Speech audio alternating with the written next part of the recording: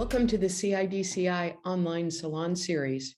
I'm Margie O'Driscoll, and on behalf of the CIDCI Board of Directors, I'd like to welcome you here today. CIDCI is a not-for-profit organization that relies on your financial support to provide these programs. Thank you to our sponsors who make all of this possible. As we approach 2022, we are beginning to plan in-person events, hopefully in the San Francisco Bay Area and throughout the United States. We look forward to seeing your wonderful faces off screen. The energy of being together again will, we hope, continue to stimulate the innovation we know our industry desperately needs. At the request of some of our sponsors, we have sent 2022 invoices. When you receive your invoice, please consider increasing your support to CIDCI as a measure of your company's commitment to providing and spreading the opportunities for innovation. CIDCI recently concluded our annual Fall Forum. Over 5 days, we explored the possible history of the future, the role that failure plays in innovation, startups changing the world, and more. In case you missed it, all these events and all of the CIDCI webinars are available on the CIDCI website and YouTube. Today, I'm pleased to introduce two amazing women to discuss the power and possibilities of color and light. Our first speaker today is Keena Lucas, an industry expert in the field of color and lighting.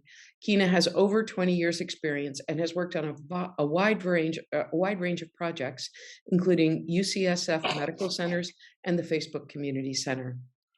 Following Keena, Gaybrielle Green will add some thoughts. Gaybrielle is Behr Paint's Northern California architecture representative. She is valued for her expertise in providing thoughtful color and exacting specification assistance to the A&D community. Keena, are you ready to get us started? I am. So thank you everyone for joining Gaybrielle and I for this discussion on light and future trends. So today I'd like to start with light. I have quite a few things to cover, so I'm going to go ahead and get started. So first, we're going to start with the principles of light, LEDs in particular, since these are the lamps we primarily see in the marketplace. Light is comprised of colored particles, and the visible light spectrum in particular falls between ultraviolet and infrared. You can see here the visible light spectrum is comprised of various colors or wavelengths of light, which range from 400 nanometer, which is in the violet spectrum, up to 700 nanometer, which falls in the red spectrum. So as we just discussed, light is formed from different wavelengths. The three main colors, as you can see in the middle of my screen, are red, green, and blue. These wavelengths are all required to achieve white light. This is why the discovery of the blue LED, a 40-year process, was so groundbreaking. Initially, we could fabricate red and green LEDs, but scientists, for some reason, were stumped by blue. So it seems a little surprising, but it wasn't until the 2000s that these three scientists figured out how to create a blue LED using gallium nitride, which won them a Nobel Prize.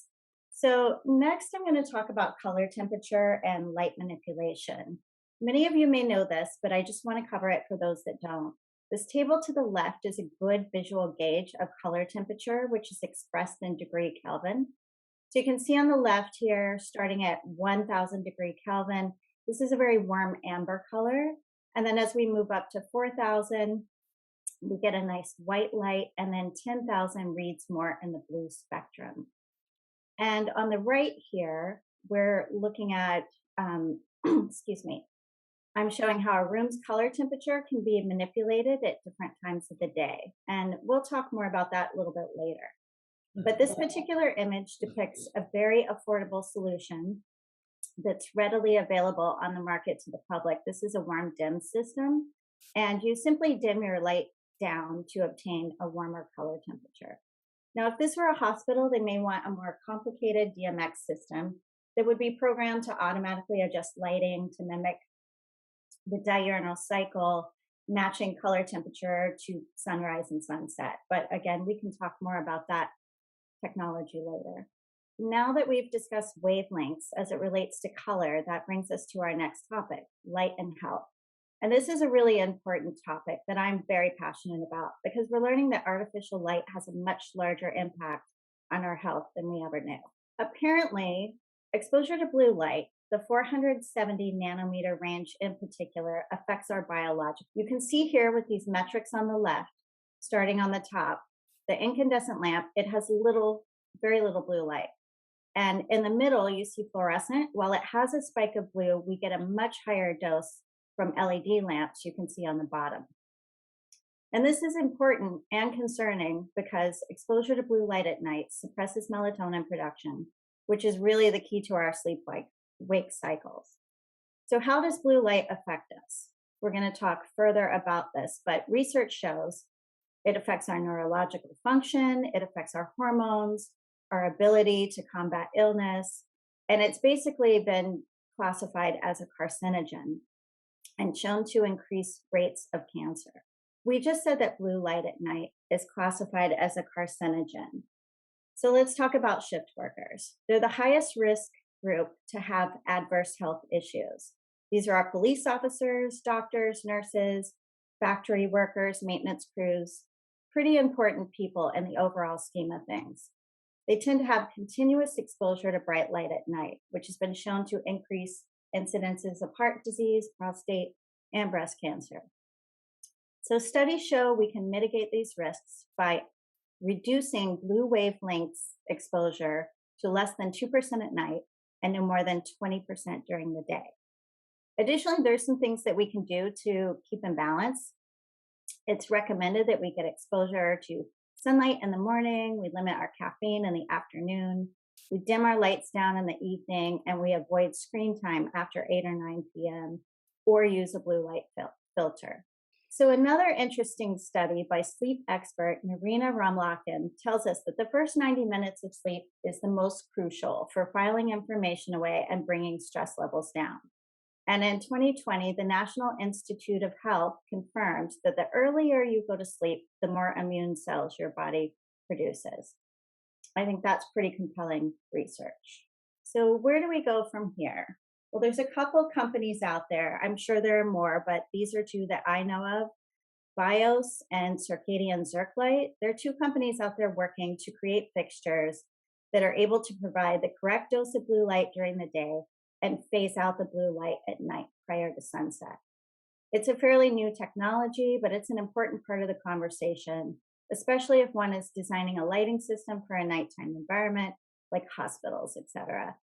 So I think we just need to be having conversations with design teams, manufacturers, and chip makers, because research is showing that blue light at night is detrimental to our health. So that brings us to our next topic, current design trends. For the sake of time, I'm just going to focus on a few market trends. The first being biophilic design. Although this has been around for a while, it seems that this is an area where we're seeing a lot of growth. And essentially, biophilic design is a process of bringing exterior natural environments indoors. So we'll incorporating plants, natural lights, the scents and sounds of nature, such as water features or aromatic plants. And the results are measurable. Research shows that when environments have biophilic features, people report having lower levels of stress, reduced heart rate, enhanced mood, and a sense of calmness. Again, this next slide is just showing some applications of biophilic design.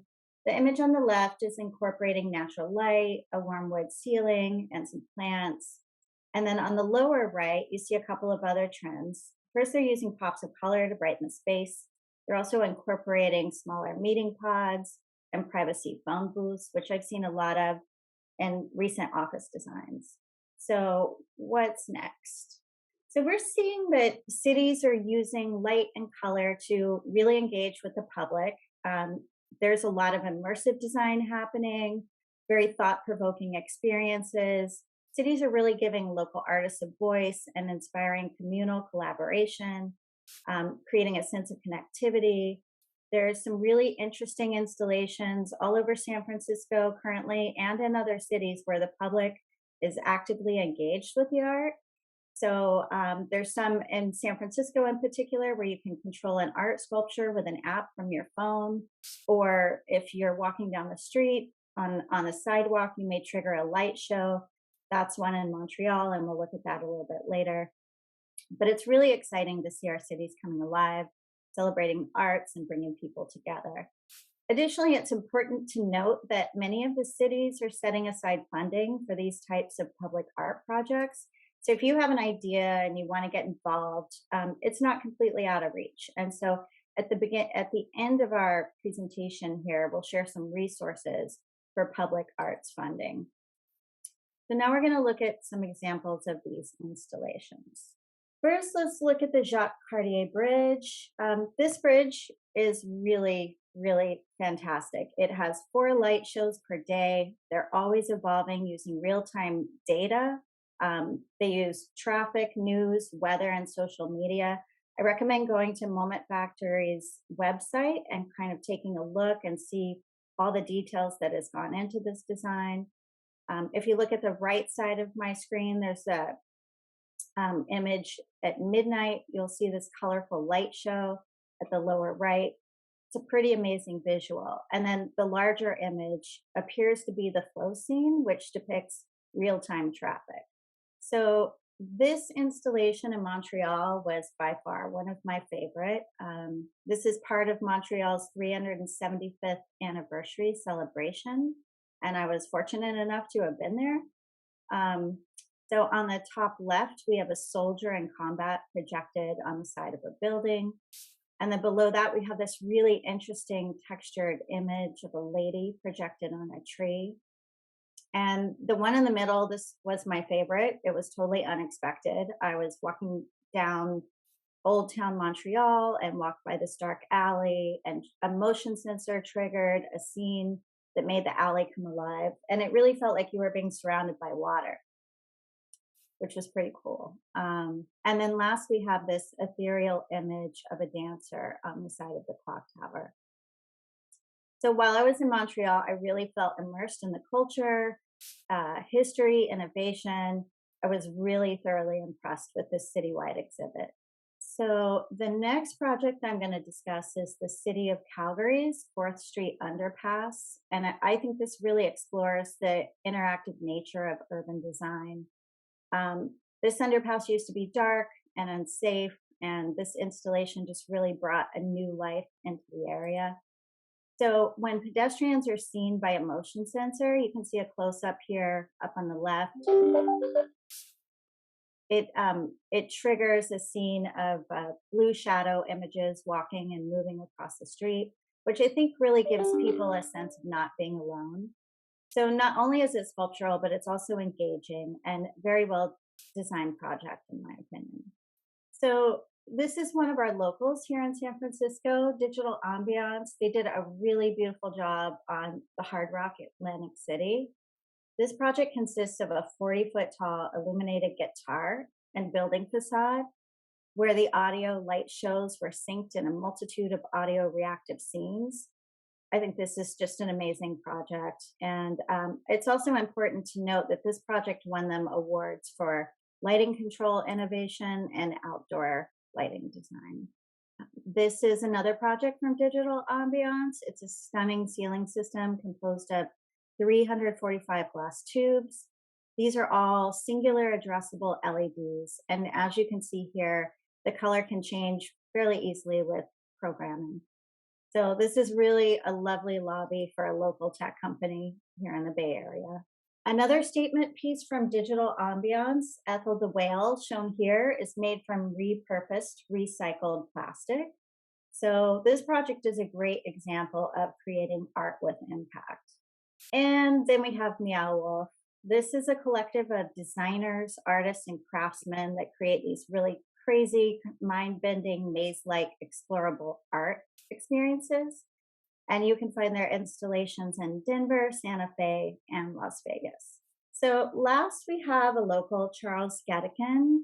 He's done this project called Entwined. It's shown here. It will actually be coming back to Golden Gate Park this winter.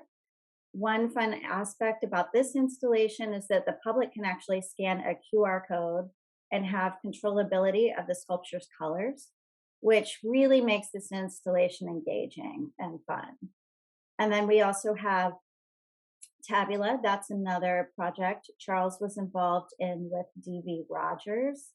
This is a wonderful public art project in Palo Alto. Last, I would like to share this information. Basically, if you're interested in Bay Area public arts funding or getting involved in the local project, I've listed some resources for your reference. So, yeah, thanks for your time. And I'm going to pass it off to Gabrielle to discuss color now. Keena, thank you. Lots of good information there.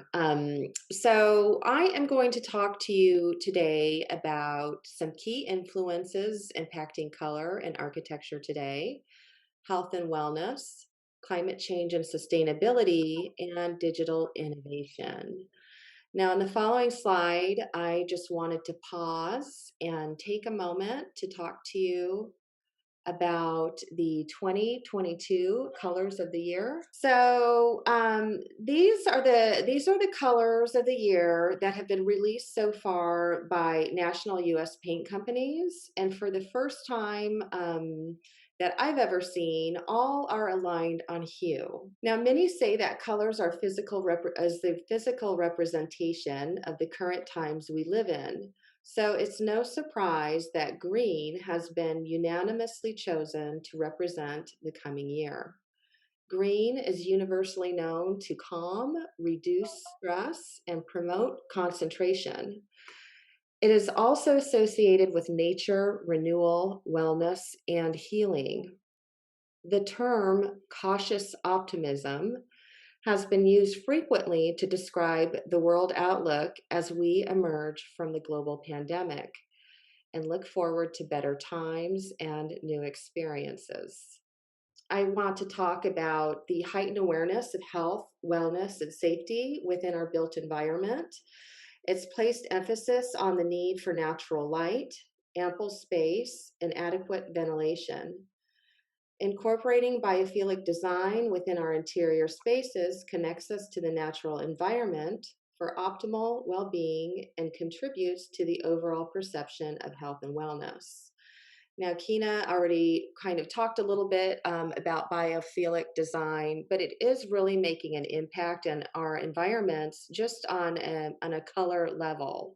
So, in this top picture here, this is a very neutral, scaled down image of what biophilic design can look like. Lots of windows allowing plenty of light in. We've got a little bit of greenery, and then some paint colors in a more muted green tone, along with the floor where you're seeing some more natural brown color coming through.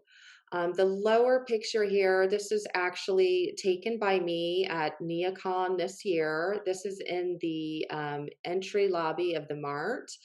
And I really enjoyed walking through those doors and seeing this. It was really impactful. I believe this project was done in collaboration with Hallworth and Gensler. And it just shows how bold you can go with color. There's a lot of green colors in this image, and obviously a lot of plants brought in to make the overall environment feel, well, very green. Climate change concerns and sustainable design practices are impacting color choices within our environments. Here's a great example of how the elements of nature can influence interior materials and color selections. Certainly, the renewal and desire to have more natural materials in our environments is going to show a lot more wood, stone, and leather, along with textures such as exposed wood grains with clear or light tone semi-transparent finishes. Soft touch textiles and weaves we may be seeing into some of our workplace environments. And that is a shift basically as a result of COVID and everybody working from home, being used to these soft touch textiles, and they may want to see these types of comforts when they return to in-office working. Again, earth tones are going to be really prevalent, I think, now and moving forward for quite a few years. And surprisingly, and finally, we're actually really starting to see the warm neutrals make their ways back into the environments. There's been some discussion about warm neutrals for a while, yellow based neutrals, and I haven't really seen them until recently. So it's nice to see those coming back. I have utilized some images of some fun and practical elements with bold color options that convey both sustainable and biophilic solutions for the workplace environment. These products are from an acoustic and partition systems manufacturer that offers eco-felt materials made with recycled plastic. I was particularly drawn to this booth at NeoCon because they had some really fun, attractive, bold pops of color. Um, and it was really kind of a fun booth to be in and experience. Um, there's a considerable amount of classical neutrals available too, but I took this little snippet of the sample card because I was really loving these bold colors. They're really reminding me of a lot of the digital colors that we're really starting to see emerging within our interior environments, which leads me to the next slide on digital innovation. Now, digital transformations today allows for businesses and organizations to promptly detect, respond, and adapt to changes in consumer and employee expectations and demands. The effects of COVID have taught us the importance of maintaining agility and the ability to pivot at a moment's notice. Now, innovation in digital technology is really altering the way we see and experience light and color within our environments. Merging reality and virtual reality is resulting in a shift from simply seeing to experiencing. Connectivity and interactivity to digital and virtual data is increasing at a rapid rate. So it makes me question how quickly our environments are going to be able to keep up with that, and what will that look like in the future. The image to the right here, I chose this image because this is digital color that's been around for a long time.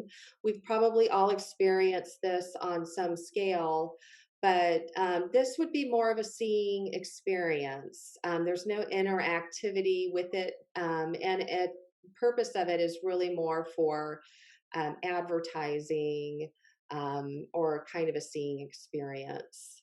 The Cosmopolitan Lobby in Las Vegas, which incorporates digital LED display pillars that can be easily changed to reflect art, current effects, or current events, or even seasonal changes. Note how stimulating or overstimulating this environment can be. Several years ago, I was in Las Vegas for the AIA National Convention, and it had been about 10 years since I had been to Vegas, and I stayed here. So when I walked through the lobby to check in, it was such an energizing experience to be kind of inundated with all of this color, all of the sounds going on around me with the casino. We've got some really reflective surfaces going on here with the marble floor, the metal inlay, the mirrored ceiling, the light being reflected everywhere. It was really impactful. It was very exciting, but after a little bit of time, I did not like to be in this space. So I think it's a really important thing to keep in mind, maybe for those designers out there, architects, anyone who's ever designing a space with a lot of digital color, to really keep that in mind. I think context is very important here. This is the VF corporate headquarters in Denver, Colorado, designed by Wrap Studio. They've got large digital display and interactive LED floor panels, along with what's going on in the background with that large screen. I'm not sure what exactly the purpose of that is, but whether it actually displays images or information, I don't know. But I found this example really nice. This is kind of more of a workplace environment. The digital displays are very impactful and contribute a lot to this environment, but I don't feel like it overwhelms the rest of the room. It's got some amazing wood ceiling feature going on, these beautiful steel railings, lots of natural light. And one thing I noticed as well is that they've even got a colored wall in the background. I always like to pay attention in these types of environments of what's going on in the background, especially with wall color. It's typically always been some type of white or off white or a gray background, but I just love how they pulled in blue wall in the background. And I feel like this is a space I'd probably really like to be in. Okay, and then as Keena touched on earlier with these multisensory digital experiences, this is a great example. This came along on my digital feed in LinkedIn just a couple days ago, and I added it last minute because to be able to watch the video, it was just very impactful. This media-rich lobby is located within the AT&T Discovery District in Dallas, Texas, and it depicts custom animated art, DC Heroes and Villains by Jim Lee. Now, this lobby is said to provide a blank canvas and was designed for experiential content. So, according to the artist, he explains in the video how it's a completely different experience depending on where you stand in the room. And then on some of the other sides of these pillars, we're not seeing might be other characters. So, I think if there's ever an opportunity to get out and experience this type of interactive experiential art, I would really recommend doing it because I think it'll teach you a lot about color and how impactful it is just on you, both physiologically and psychologically. It's long been said that the most cost effective and impactful way to transform a space or building facade is with a fresh coat of paint. In the next slides, I'd like to point out some of the quiet innovations in paint formulations that most people aren't even aware of. So there's been some significant innovations in the metallic and metal effect paint products. Utilizing specialty metallic-based pigments such as mica and shimmer and minimizing the use of aluminum eliminates the need for a clear top coat. Metallic particle size and concentrations can be adjusted based on desired effect. Such innovations help to reduce application and labor costs and provide options for projects that may be subject to low VOC restrictions, especially those indoor air environments. This is a really cost-effective way if you're looking for a metallic finish on a project, maybe it's railings or some of this structural metal. There are products out there now that can meet these needs. And just on the visual side, I just wanted to say that when you're adding these specialty pigments such as mica or shimmer, they really do make a difference on how the light is refracted, how color is refracted. So they make a much prettier finish, a much more brilliant and optical finish than, say, just using a regular opaque paint color. Now, durable flat and matte paint finishes are a game changer for projects that demand durable surface protection with no to very low glare finish. These are great products. They're one component, high performance or light industrial use. You're basically getting the durability of a semi-gloss finish without the semi-gloss glare. Also burnish and stain resistant. These are really ideal coatings for both residential and commercial use. So, innovation in UV resistant color fade polymers has increased color options available for exterior exposure, even colors that typically have a high propensity to fade, such as red, yellow, and blue, can be applied now to some of these exterior environments. Use of high end pigments has also contributed to high color concentration and superior fade resistance. Okay, now this is kind of a big topic right now in the paints and coatings industry, with what's going on in our world right now with COVID.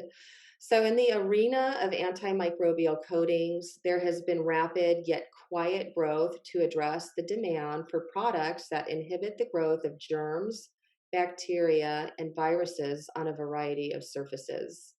These innovations are especially important to the health care industry, but are also relevant for a multitude of commercial applications such as education, civic, hospitality, office, restaurant, retail, and mixed use.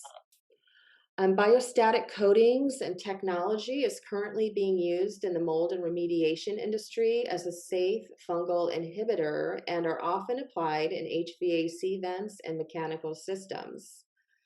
If viewed through a microscope, the surface resembles a series of needles permanently attached to the surface. When microorganisms come into contact with the coating, the needles will burst and destroy the cell membranes. Science have developed an antimicrobial additive for paints and coatings that can inhibit the growth of and destroy disease causing microbes through copper ion technology.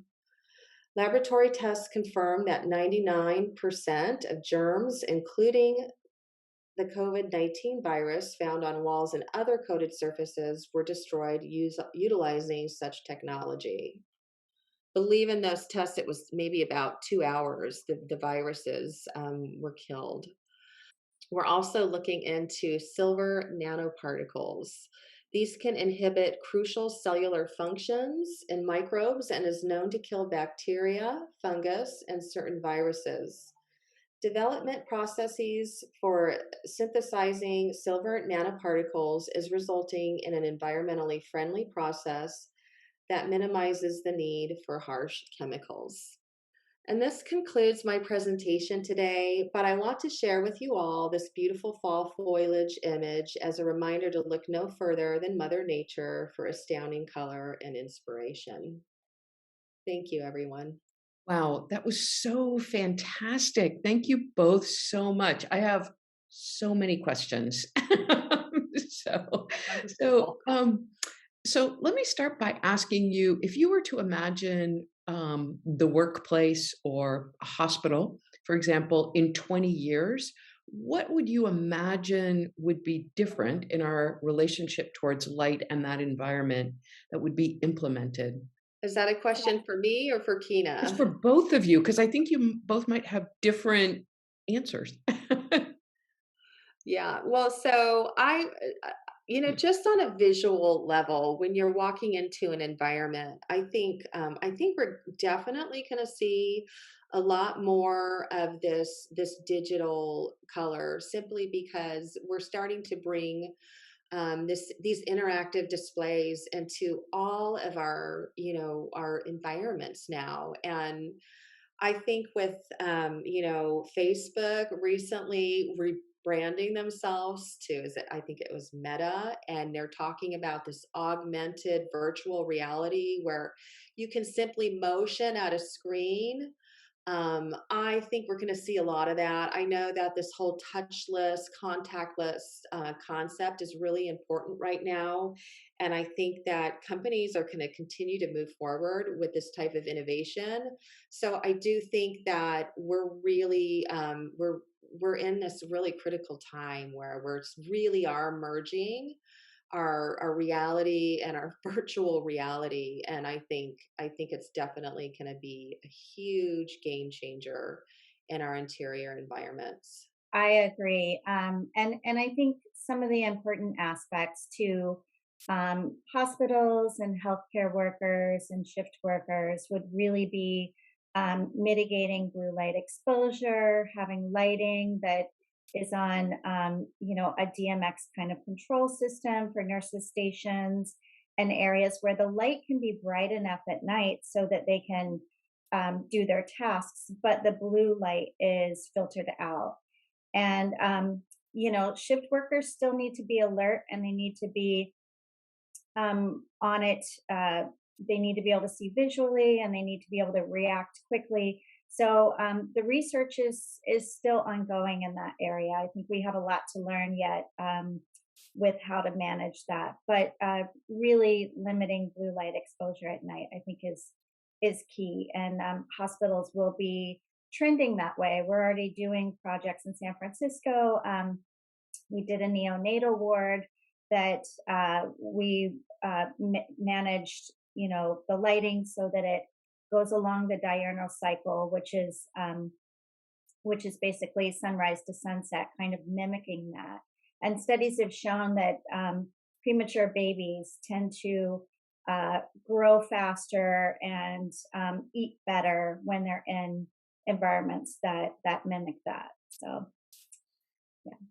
Oh, that's very interesting. I was thinking as you were talking, and especially when you showed the image of Las Vegas, that hotel there, of how, for me, Las Vegas is just overwhelming on so many levels. For the art, there are a number of architects who are participating today, and for them, they all know this fact that there's a great book called "Learning from Las Vegas," written by two eminent architects, and one of the things that they wrote in this book was that there's so much ambient light, especially on the strip in Las Vegas, that you don't actually need street lights. There's actually more light available as you're walking along. But the urban planners in Las Vegas said, well, we need to have street lights because we're a city.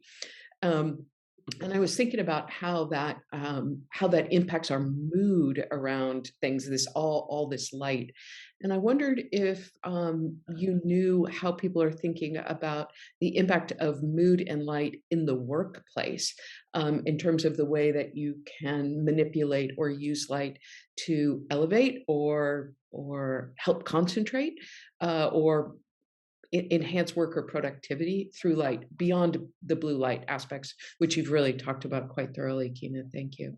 Mhm. Yeah, I would say that my personal approach to lighting workspaces is to really have lower light levels and use localized task lighting Mm. because everybody individually is going to have different lighting requirements. People over 65 need double the amount of light as someone in their 30s. And there's also glare mitigation. So having a localized task light, I think, can really help with that.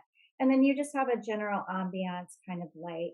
And of course, if you're entertaining or if there's an event, there would be layers of light. So you may have a little bit of an up light, you might have less concentrated down light, and then you may have perimeter lighting that's accenting artwork or idea boards or a variety of different things. So in the lighting design community, we really like to have that layered level of light so that if it's at nighttime, we can dim it down and have different focal points.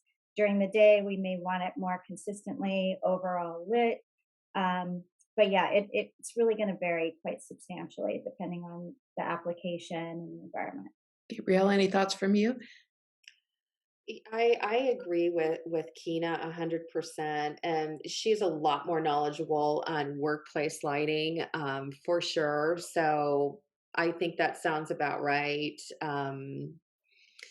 I don't think I have anything further to comment on that. In terms of like the urban planning, that really larger scale, I just wanted to say that I think a lot of professionals are really kind of looking at these interactive light features within our public gathering spots as a way to really kind of get people to come out, engage in their communities in the evening. Um, a lot of people, a lot of planners would say that typically our urban environments are designed more from a kind of a 9 to 5 time frame. So I mean, I love this idea of having a more entertaining interactive experience in our urban environments in the evening, I think it does make for a much safer environment in a couple ways. I mean, one, it's light, it's exciting, it's energizing, it's attractive to people, and then it just gets people to want to come out more and maybe linger a little bit longer, and in turn that makes for a safer community. So I'm excited about all the innovation in color. I think it's a good thing.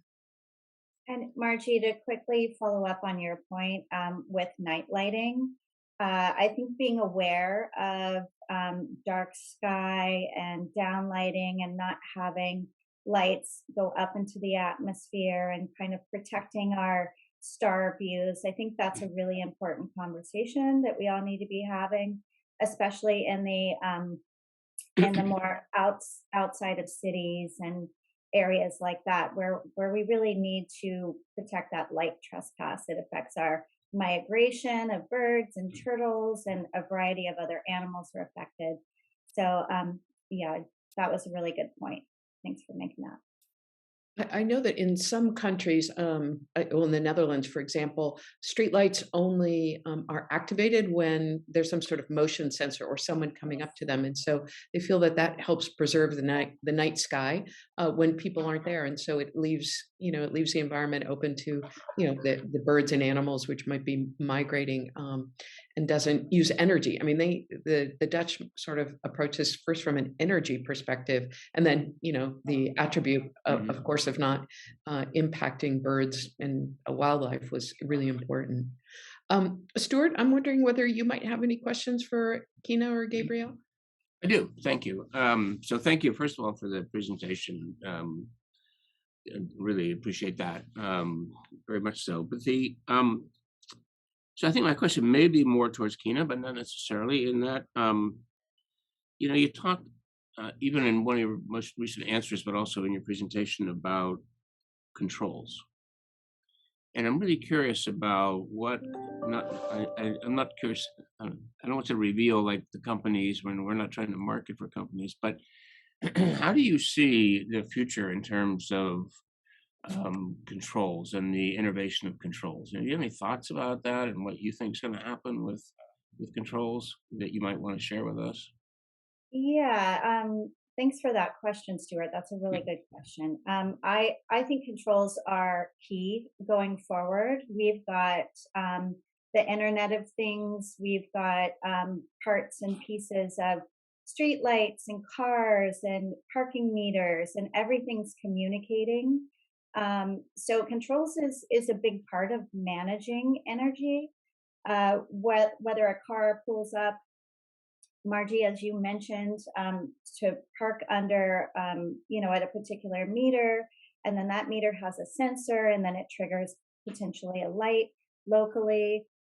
So controls are a big part of managing our energy usage, and also just transmitting data.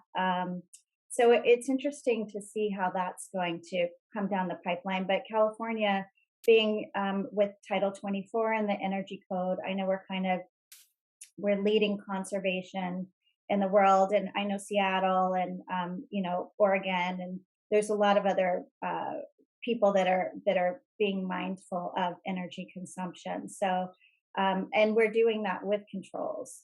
So and we're also able to asset track in hospitals. We're able to make sure that medications are put on the shelves properly, that they're not disappearing, or that equipment is being cleaned properly. And this is all by use of sensors and controls. So there's a lot happening in the industry. And yeah, I think that was a really good question, Stuart. Thanks for that. So sort of relate, not so much around the controls, but you mentioned, for example, like in some of the work you're doing around I'm not even sure the right word for it, but the environment, controlling the environment over time of day for like the circadian rhythm and others. Are you seeing more and more of that in your work? I mean, it seems like innovation in this case is how to apply all this information. and how to start to use it in a way that I think one of the things was the changing the environment to an experiencing the environment. So, are you seeing really more and more of that work? And I'm just curious if you and Gaybrielle are seeing that in your work. Yeah, me in particular, definitely, I'm seeing more of that in hospitals, also, and people's homes. The technology is advancing so that it's more affordable. It's still not quite there for the um, the general consumer. It's mostly a higher end product, but there is quite a bit of color tuning, color blending. As I mentioned with the warm dim, that is a $20 or $30 fixture, and you can just dim it down using your localized dimmer and get a warmer color temperature. The other lights that can do color blending, they're probably in the $800 range per fixture for a recessed light. So it's available to the public, it's out there, and people are utilizing it. But there Mm. is still quite a bit of research to be done in that area to really understand how it's impacting us and the different wavelengths of light, in particular, their effects on our biological system. So um, I think we're definitely seeing it being utilized. So, I don't know, Gabrielle, I don't know if you want to comment in terms of where I'll just call it the pigment industry. I'm not trying to minimize the scope of that, but when you talk, for example, like you probably don't want to give away Bear's secrets, but um, but are these companies starting to look at the same thing in terms of how these paints respond to change the environment, not just the color of it, but for Yeah, example, you talked yeah. about the health piece of this. Absolutely. There's a lot of innovation. There's a lot of research that goes on. I think with all of the paint companies, we're a very competitive market. And so there tends to be, 24 hours. There's 24 hours research going on. So maybe here in the United States, as soon as the lab lights turn off in the Pacific Coast, they're turning on somewhere else in another part of the world. And so it's very involved. There's a lot of rapid development, I believe, especially kind of in that antimicrobial arena. There's a real desire to have these types of products available, especially in the healthcare industry. That that whole industry I know is a huge challenge. I'm not an expert in healthcare, but I know that it's a real issue with the infections that can go around in the hospitals. But I think also right now, just with the state of the world, everybody's feeling a little paranoid, and they need the reassurance that there is a process out there for dealing with this, so we don't ever have to encounter this again, hopefully, at least not in the near future. So with antimicrobials, yes, but really everything. I mean, there's always constant research and innovation just in the performance of a product. We're always trying to make things better, make things more efficient, easier to apply, less labor costs is really important. So you can certainly expect to see a lot of innovation in the paint industry in terms of formula. Um, I think you've given us a lot to think about in terms of not just but really about how the color and light actually where the innovation is how to use it, as well as then what's happening to in the further development of these. So it's been very helpful to us. Um, so I really appreciate that. Margie, I don't know if there's other questions, but There's something I want to show. So I was at the Museum of Modern Art here in San Francisco the other day, and I've had the privilege of talking with Keena and Gaybrielle for the last couple of weeks about this presentation, and I was so curious about these sort of coatings that we talked about as being antimicrobial. So there I was in the elevator at SF MoMA, and I'm just going to show this image. I'm not sure how well you can see this, but the sign at the top says nanoseptic self-cleaning buttons on the elevator. And so when you press the buttons, you can feel safe to do that. Not that people are touching buttons, I think, with their fingers anymore, but anyway, in general. So what I think is so interesting is I'm sure that that's an idea which really gained traction in the last 18 months, and the future is now. So I find this so interesting of how quickly these become adapted and become products and become something that now everyone, I think, will come to accept. And they also had these on the door pulls as you enter into and out of the museum.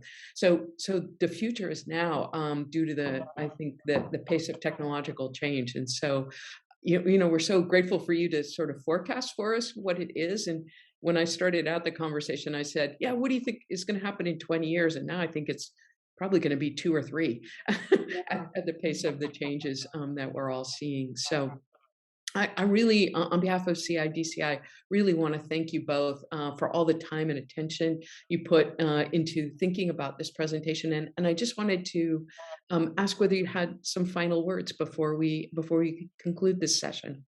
So for me, I just wanted to, on your last point, Margie, GUV lighting, germicidal UV lighting, is something that we are seeing.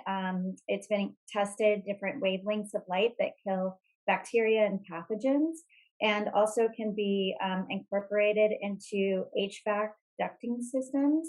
So this is something, if people are interested, they just Google GUV lighting and they can pull up a plethora of resources. But I think that's definitely going to be incorporated in designs going forward. So that's the last point I want to make. I just was going to say thank you for this amazing opportunity to speak to everybody today. In terms of color, I just want to say for everybody, I think our ability to perceive and see so many colors sometimes is taken for granted. Sometimes we don't even really pay attention to it. But I'd like to encourage everybody to go out, experience one of these experiential, light art exhibits. I think you can learn a lot from it. I did go to the Van Gogh immersive, and I learned a lot just sitting in that room with all those colored images being cast in front of me, about my physical reactions to colors, what colors I really like, what colors I don't like, and how easily color can change our perception and the way we feel. It's a very profound and impactful element that sometimes we just completely forget about. It's kind of that tool in the back of the architect's pocket that he forgets about. So just really, I want to encourage everybody to go outside in nature today. Look how beautiful all of the changing colors are right now. And nature really is the best innovator in color palettes. Well, thank you. All is bringing a whole new element. So I'm looking forward to what happens in the future with all of this digital color and experience. Right. Well, Gaybrielle, Keena, thank you so much. Margie, Katie, thank you. Appreciate this opportunity to learn more about color and some of the opportunities. So thank you. Yeah, thanks Thanks, you. Stuart. Thanks, Margie. Thanks. Thank you all. We'll have you back again soon. This concludes CIDCI's online salon. This session will be recorded and placed on the CIDCI website and YouTube as soon as possible. To join us for future webinars, be sure to subscribe to our newsletter on our website, cidci.org. Be sure to join us on December 10 at 8 o'clock Pacific time in a special conversation with Nicholas Modig and CIDCI board member Rebecca Snelling. This event will be a joint event with LCI. Special thanks to Katie Olson, as always, for keeping us on track and for our sponsors who make all of this possible. Thanks for joining us. And if you have any thoughts or comments, please reach out to us via the CIDCI Contact Us link. Thanks again.